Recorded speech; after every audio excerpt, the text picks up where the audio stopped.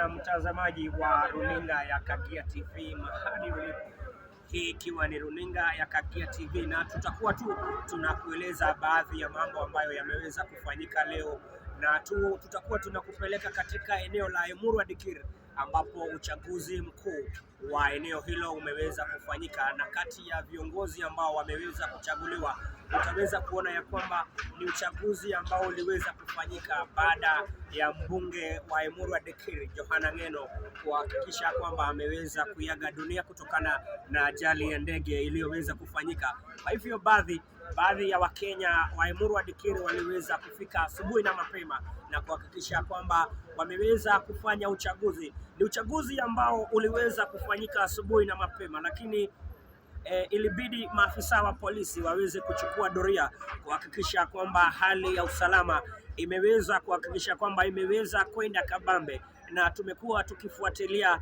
matokeo rasmi ambayo tutakuwa tunakupeperushia, ambapo tulikuwa na watu watano ambao walikuwa wanawania kiti hiki cha Emurua Dikirr. Tulikuwa na mmoja wa DCP ambaye ni Ngetich, tulikuwa na mwingine wa UDA ambaye ni Charles Keter ambaye ameweza kushinda na kura ameweza kushinda na zaidi ya asilimali 62, hiyo ikiashiria kuwa ameweza kupata zaidi ya kura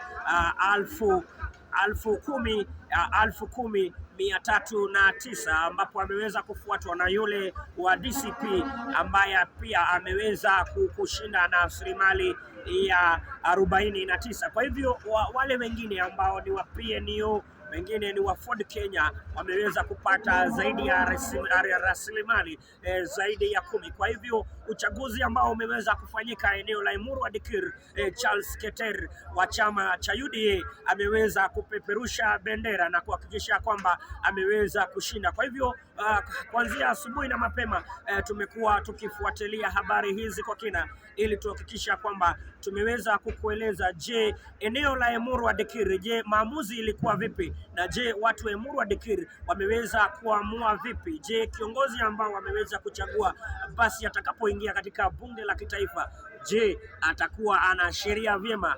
Mimi naitwa Edwin Kagia.